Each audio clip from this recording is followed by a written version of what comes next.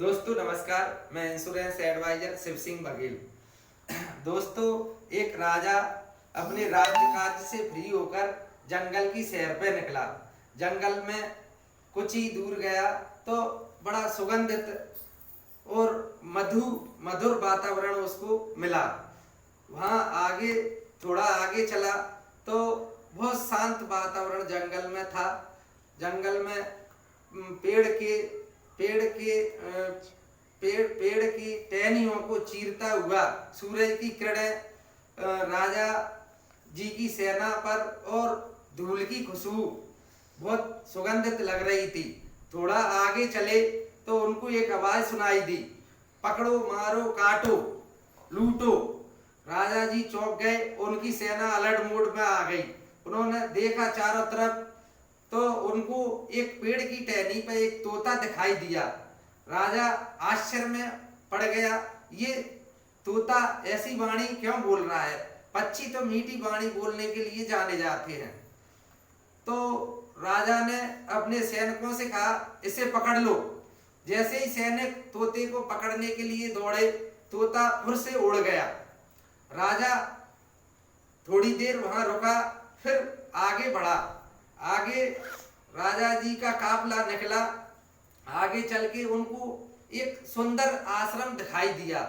आश्रम के नजदीक पहुंचे तो वहां बहुत अच्छे अच्छे तरीके के फूल और सुगंधित वायु बह रही थी। वहां जैसे ही गेट के समीप पहुंचे, आश्रम के गेट के समीप, तो वहां एक तोता और मिला उनको।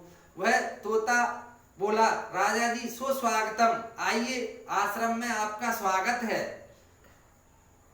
आपका स्वागत है। इतनी ही देर में संत जी आश्रम से बाहर आए और राजा जी को प्रणाम किया। राजा जी आपका स्वागत है आश्रम में, आइए। और उनको अंदर ले गए।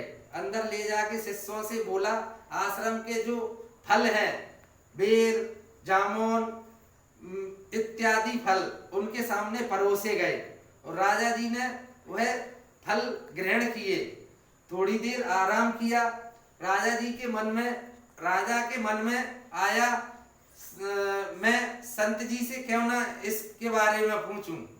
तो राजा ने संत से पूछा, अरे संत जी, इससे पहले थोड़ी दूर पहले मुझे एक तोता मिला था। वह तोता बोल रहा था, पकड़ो मारो काटो छीन लो।